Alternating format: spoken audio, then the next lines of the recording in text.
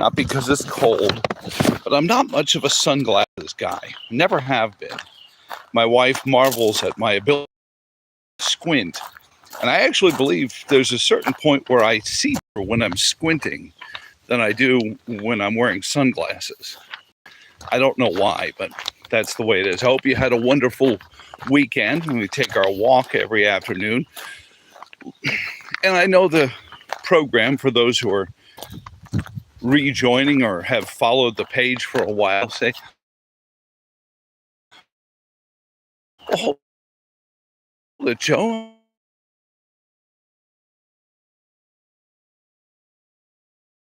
So, over the weekend, at least a few people lost their jobs. And I'm not talking about the jobs report that came out from the Department of Labor that showed some 23,000 Americans entered the unemployment workforce, which is tragic, and the business world is blaming it on the Iranian war.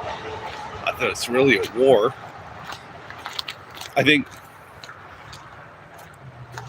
Desert Storm 1 had more actual military interaction than we're having right now in Iran. No, I'm talking about the folks in Governor Spanberger's administration who are looking for work this morning. Probably, given the abject nitwittery that they showed over the weekend, I doubt if they even know why they're looking for work. I'll bet you they're blaming it on some inter-office intrigue, like there's some character in House of Cards or some such. I bet it's because I didn't invite so-and-so to my barbecue. They don't realize the colossal nature with which they screwed up over the weekend, especially if you're an operative within the Democratic Party, especially if you're an operative within the Democratic Party of 2026. Because you see, the Democratic Party of 2026 is one that is absolutely manic about being seen in a positive light, especially with the advent of people like Zoran Mamdani and the rest of the, I don't know, what are they, galactic socialists or whatever they call themselves these days, the Marxists. So these staffers within the public appearance department at Spanberger for Governor, LLC, decided, wait for it, that it would be a good idea to send Governor Spanberger to the Old Fiddlers Convention in Galax. I know. A 90-year running concert series where people come and try to show whose kids can play bluegrass better than anyone else's. A week-long celebration of all sorts of American tradition. And you sent Abigail Spanberger there? I mean, these folks don't just own guns, they make guns. They don't just drink whiskey, they make whiskey. And I'm not trying to be stereotypic. I learned early on, once you get south of the Mason-Dixon line, barbecue is a noun. And I don't think Governor Spanberger quite grasped that when she showed up there after proposing and signing pages and pages of gun-grabbing legislation designed to take away their Second Amendment rights. I honestly don't think she realized that these were the people that she was going to be taking guns away from.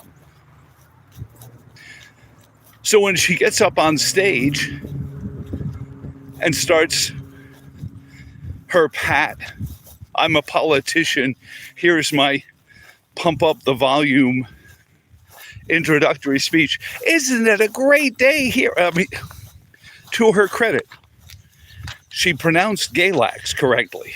So there's that. But who,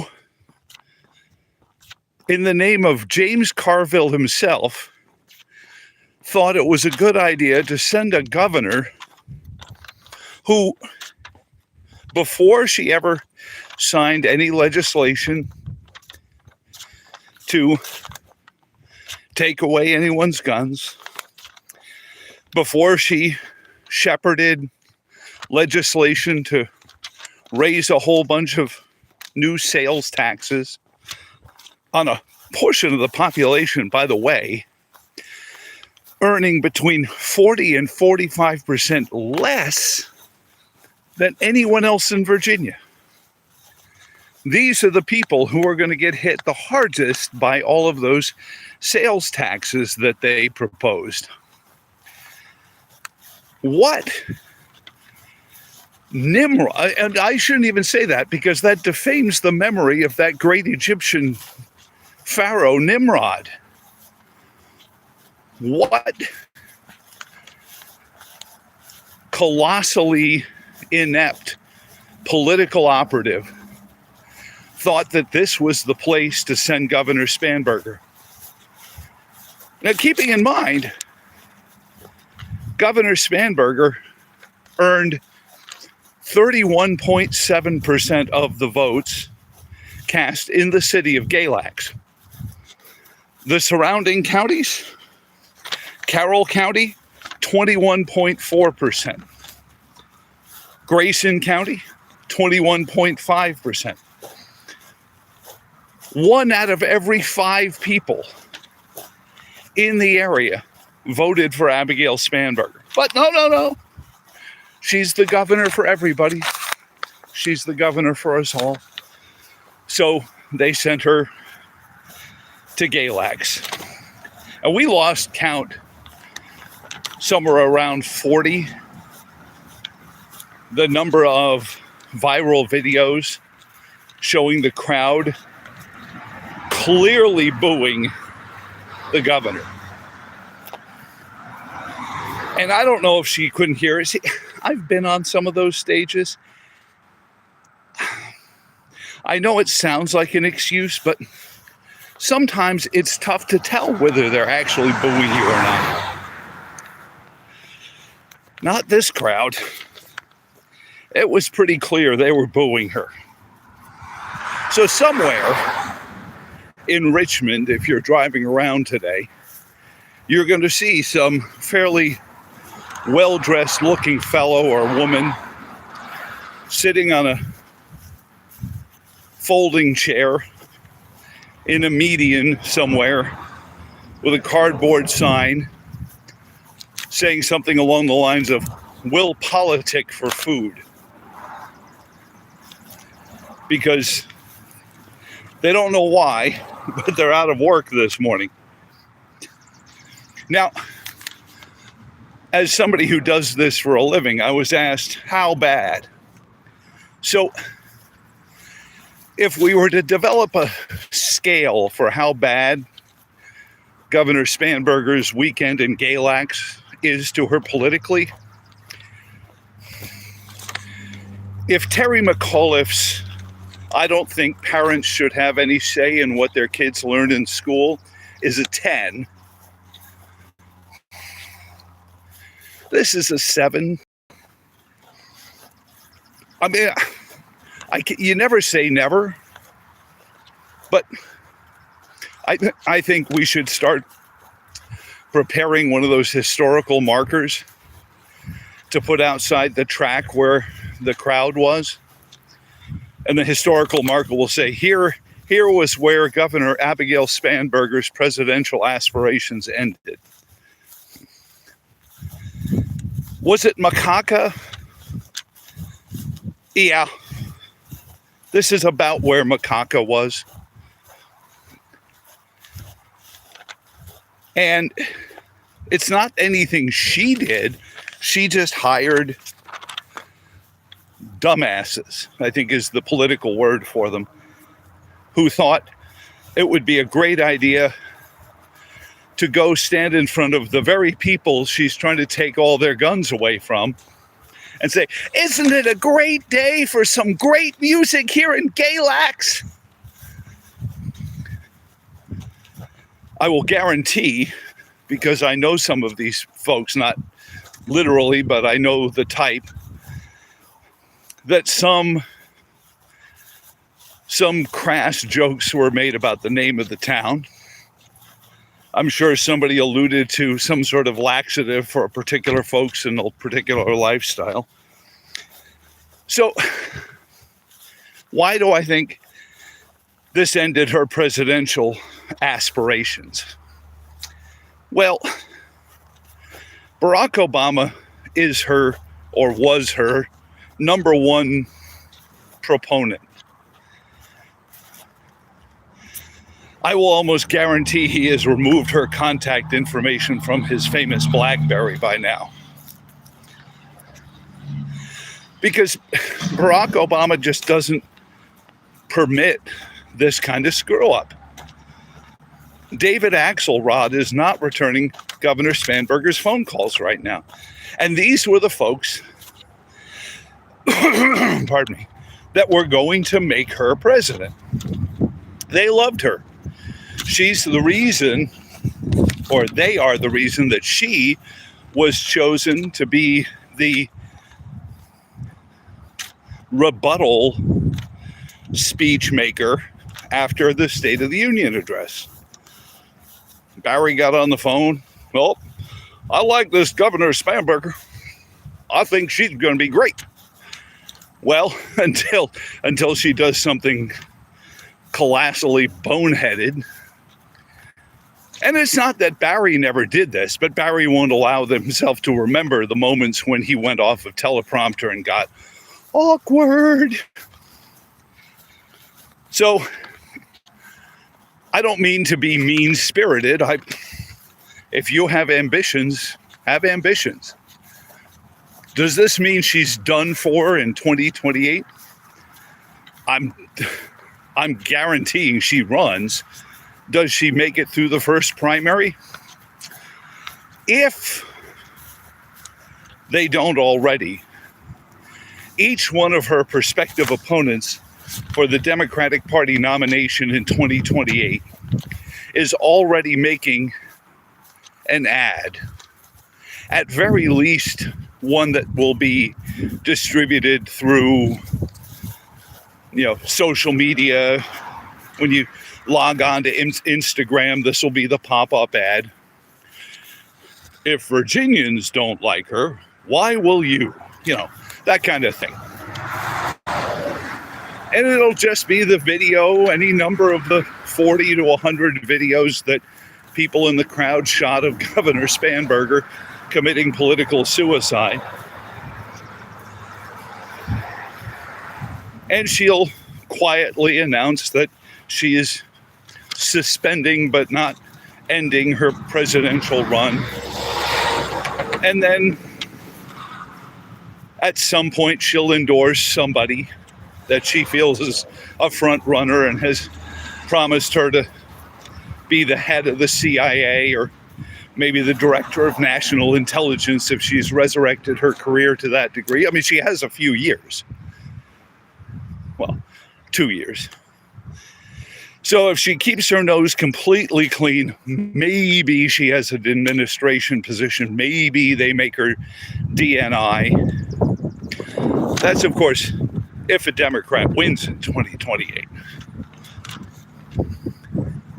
But it's not going to be Abigail Spanberger, because front runners don't make mistakes like this. Watch how tightly squeezed Pete Buttigieg is. We should have really field tested that sentence. Pete Buttigieg is.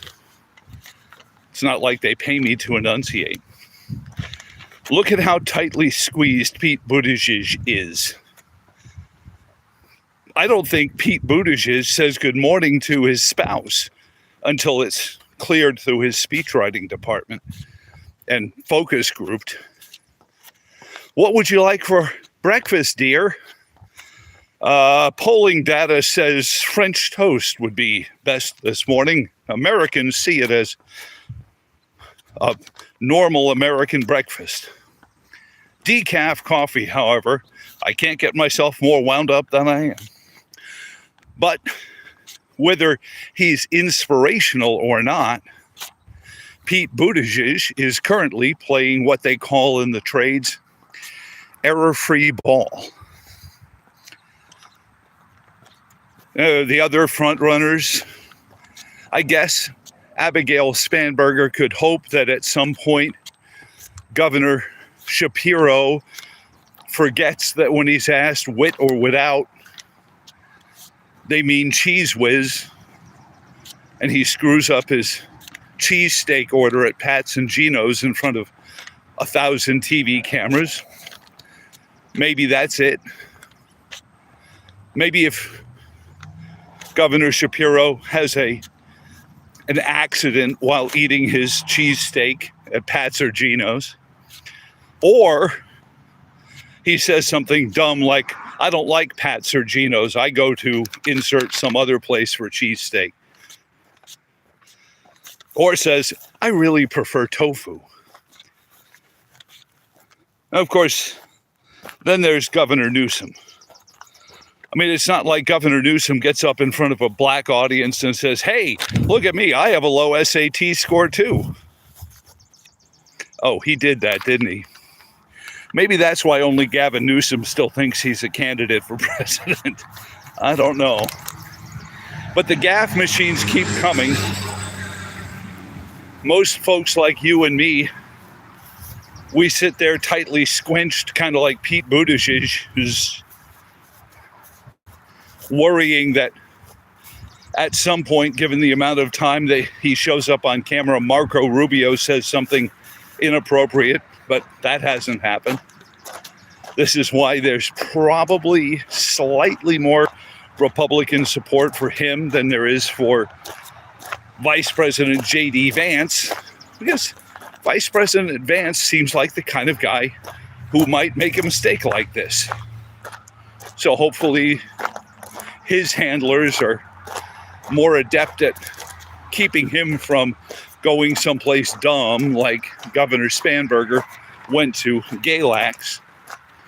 So his chances of being president continue to stay high. It was just gobsmacking to me. I've seen a lot of political mistakes in my life. Like I said, I love George Allen dearly. He's one of my favorite people. And to be fair, we don't know what happened before Macaca. The guy could have been wearing a name tag that said, hi, my name is Macaca.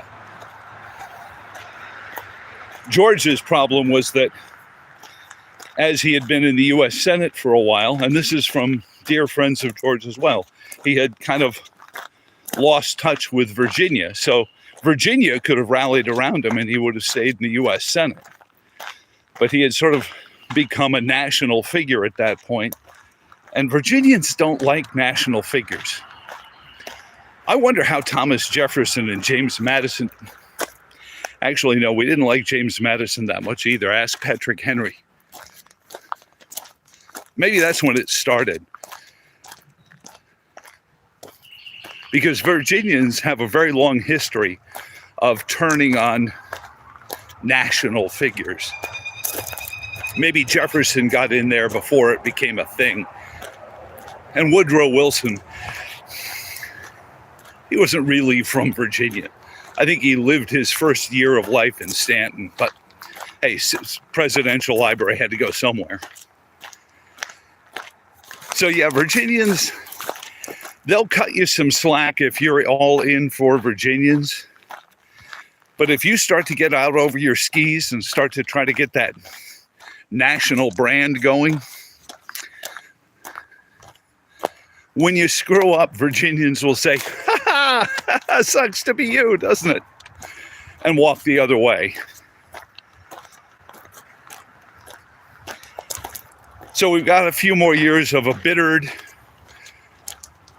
political future, bereft Governor Spanberger, perhaps enacting her vengeance upon all those people in Galax and whatnot. Not that I have any inclination that Governor Spanberger is the vindictive type, although I did meet somebody who went to high school with her, and all I have to say is, Karen. But thank you for taking this walk with me today. We'll take another constitutional tomorrow, and I like not wearing sunglasses. So long. Thanks for all the fish.